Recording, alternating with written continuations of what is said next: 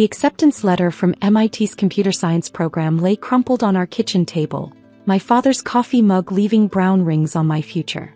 "Worthless," he shouted, his face turning that dangerous shade of red-eyed groan to fear. 4 years studying computers when you could be following your brother into medical school? Are you trying to embarrass this family? My mother stood by the sink, wringing her dish towel like she wished it was my dreams. "Elena, please. Think about our reputation. What will people say when they hear our daughter chose coding over medicine?" I clutched my laptop, the one I'd bought with money earned from building websites for local businesses, like a shield. "Computer science isn't just coding, Mom. It's artificial intelligence, data science, the future." "The future?" My father's laugh was cruel. "The future is your brother Michael saving lives as a surgeon. The future is respect, prestige, something you can be proud of. Not sitting in a basement playing with computers." Michael, the golden child, watched from the doorway with that mix of pity and superiority he'd perfected over our childhood. "That's right, Lena. It's not too late to apply to pre-med. I could put in a word at my school." "I don't want to be a doctor," I said quietly but with steel in my voice. "I want to build things, create things, change the world through technology." "Change the world?" My father threw his hands up. "You sound like every other deluded teenager. You know what changes the world? Medicine, surgery, real science, not whatever this is." He grabbed the MIT letter, waving it like evidence in a trial. "Full scholarship? Of course it's full scholarship. They're desperate for women in tech. It's not because you're special, Elena. It's because they need to fill quotas." That hurt. I'd spent years teaching myself programming, building increasingly complex systems, winning national competitions. But in this house, nothing mattered except the path they'd chosen. "I'm going," I stated, surprising myself with my firmness. "I've already accepted." The silence that followed was deafening. Then my father stood up slowly, his voice dropping to that quiet tone that was worse than yelling. "If you choose this worthless degree over medicine, don't expect any support from us. Not a penny." "Robert," my mother gasped, but she didn't disagree. "Fine."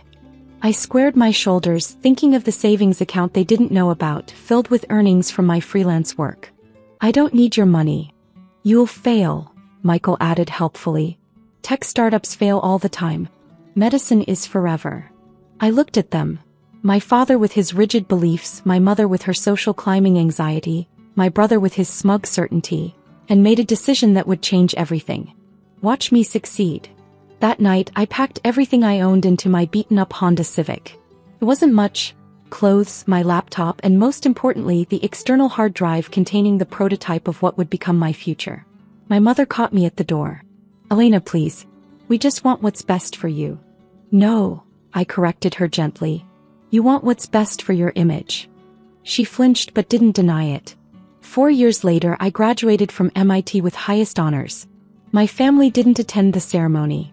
They were at Michael's white coat ceremony instead, posting proud photos on Facebook and Instagram. That was fine. I was too busy launching my first company. The idea had come to me during sophomore year. An AI-driven medical diagnostic system that could analyze symptoms and medical imaging faster and more accurately than human doctors. The irony wasn't lost on me. I was revolutionizing medicine, just not the way my family had wanted. My prototype caught the attention of major investors.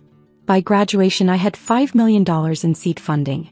By the end of my first year out of college, MedAI was valued at $50 million. Michael, meanwhile, was still doing his residency, regularly calling our parents for help with his student loans. I kept tabs on my family through social media and occasional updates from my Aunt Sarah, the only one who'd supported my choice. I watched as they bragged about Michael's every achievement, from his first appendectomy to his chief resident position. "Your brother saved another life today," my mother's Facebook posts would glow. Nobody mentioned that my AI system was saving thousands of lives daily in hospitals across the country. 5 years after graduation, MedAI was revolutionizing healthcare. Hospitals using our system saw a 40% reduction in diagnostic errors. Treatment success rates increased dramatically. We were saving more lives than an army of surgeons. That's when the acquisition offers started coming in. Google, Apple, Microsoft, they all wanted MedAI. But I had bigger plans. Instead of selling, I took the company public. The IPO made headlines. MIT grads AI company valued at $4 billion. My face was on CNBC, Forbes, Bloomberg. The tech world couldn't stop talking about the 26-year-old woman revolutionizing medical diagnostics. My parents didn't call. Michael did though. Not to congratulate me, but to complain that the hospital where he worked was forcing doctors to use MedAI's system. It's replacing doctors' judgment with computers, he protested. This isn't real medicine. I let him rant, thinking about the thousands of lives our system had saved, including cases where it had caught conditions human doctors had missed. 10 years after that kitchen table confrontation, MedAI was the global leader in medical AI. We'd expanded beyond diagnostics into treatment planning, drug development, and medical research. The company was worth over $20 billion. That's when MIT called. We'd like to discuss a significant donation, the Dean of Engineering said, and perhaps naming rights to our new AI and medical technology building. I thought about that crumpled acceptance letter, about my father's coffee stains on my dreams, about every dismissive comment and missed graduation. I'm listening, I said. The negotiations were quick. A $50 million donation, the largest in the department's history.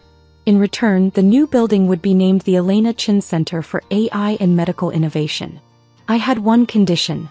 I wanted to choose the date of the opening ceremony. The dean agreed immediately.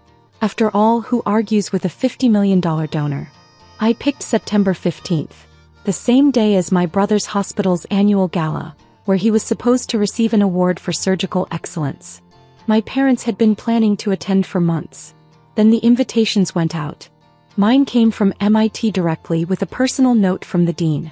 My parents' invitation came from the hospital board, mentioning that attendance was highly encouraged, given the new partnership with MedAI. They had no idea the two events were connected. No idea that their worthless degree had built an empire. No idea that their daughter was about to show them exactly what success looks like. The week before the ceremony, I stood in my penthouse office, looking out over the Boston skyline. On my desk sat the latest Forbes magazine with my face on the cover. Elena Chin, the woman who changed medicine without ever wearing a white coat. My phone buzzed. It was my Aunt Sarah. They still don't know, she reported, barely containing her glee. Your mother's been complaining about having to miss Michael's award ceremony for some mandatory hospital event at MIT. I smiled, thinking about what was coming. Are you sure about this? Sarah asked softly.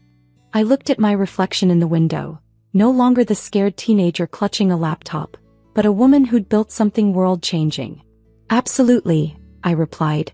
It's time they learned what a worthless degree can do. The morning of the ceremony dawned bright and clear.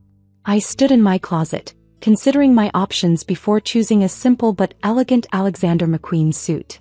No white coat needed. My phone buzzed with texts from the MIT coordination team. Everything was in place. The new building gleamed in the September sun, its modern glass facade covered by a massive drape that would be dramatically removed during the ceremony. Underneath, my name waited to shock my family into silence. Your parents just arrived, Aunt Sarah texted.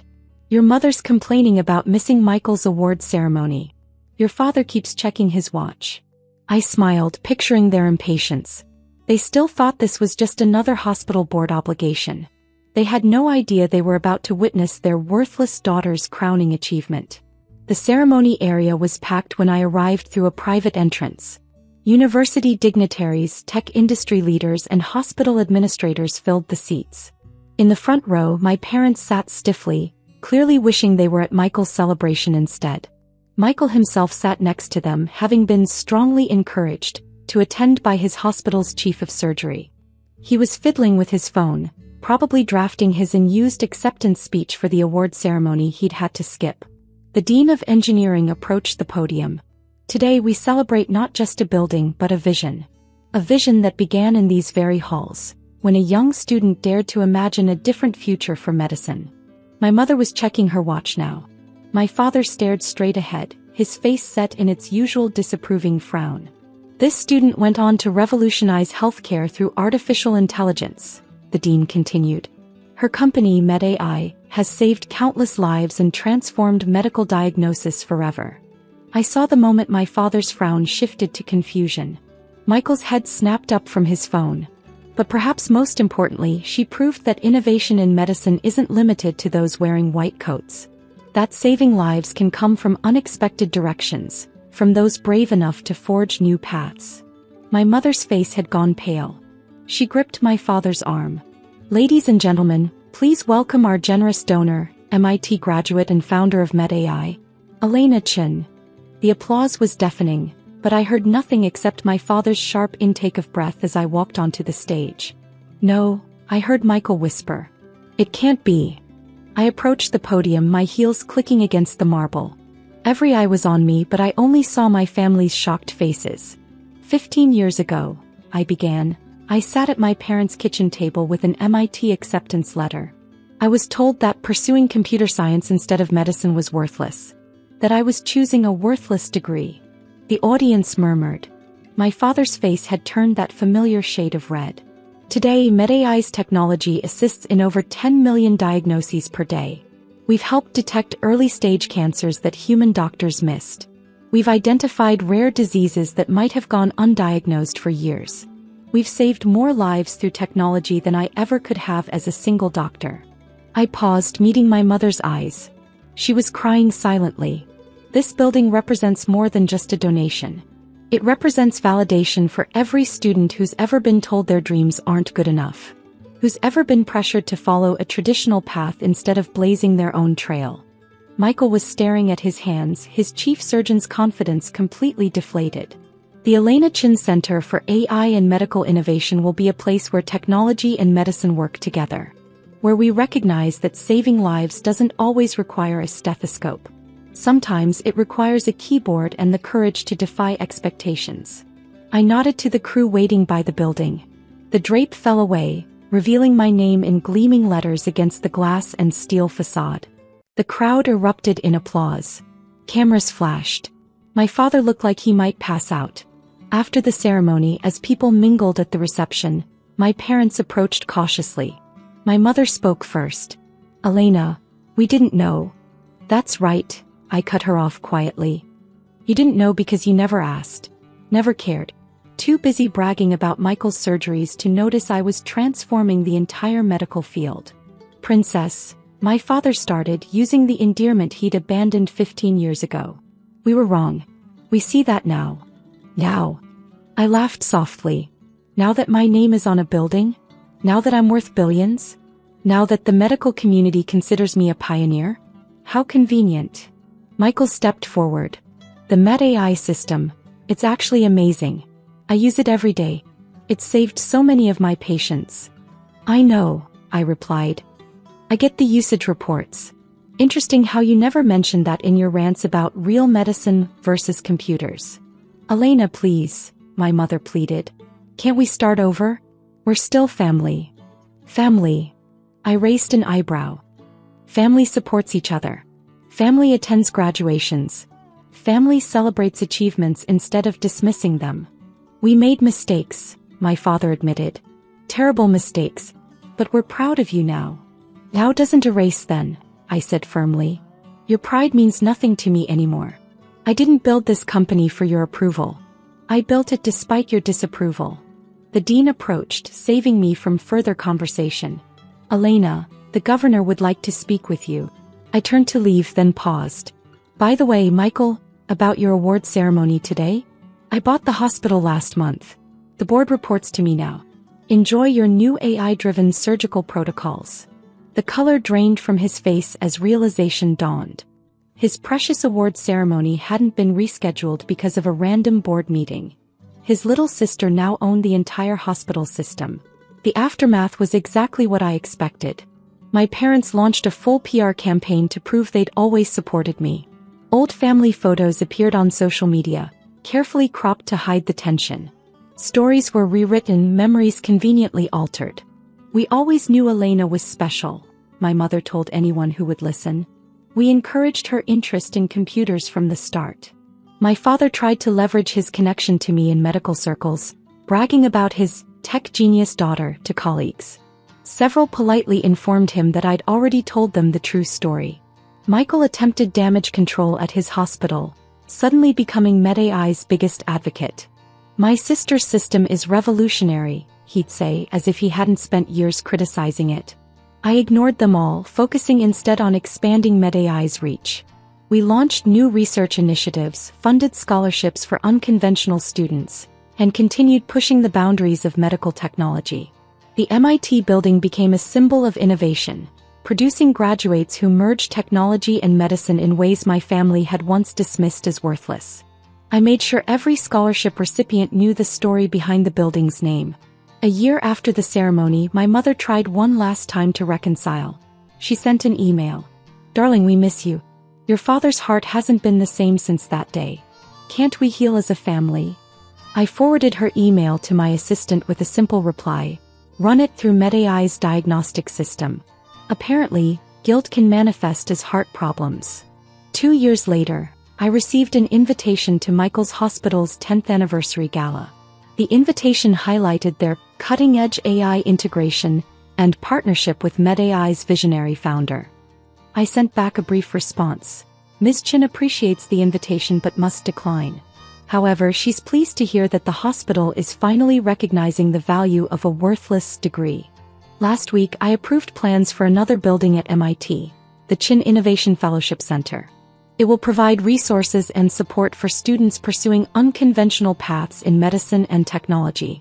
The plaque at the entrance will read, "For every student who's been told their dreams are worthless, your vision is priceless." My family wasn't invited to that groundbreaking ceremony. Sometimes the best revenge isn't proving people wrong. It's succeeding so magnificently that their opinion becomes irrelevant. My name isn't just on a building. It's on research papers, medical breakthroughs, and patents that are changing the world. And that's worth more than any medical degree. Yesterday, I received another set of usage statistics. MedAI had helped diagnose over 100 million patients this year alone. Each diagnosis represented a life potentially saved or improved, not by a single doctor in a white coat, but by a worthless computer science degree and the determination to prove everyone wrong. I had my assistant forward the stats to my family with a simple note. Still worthless. They didn't reply. They didn't need to. The building with my name on it speaks volumes more than they ever could.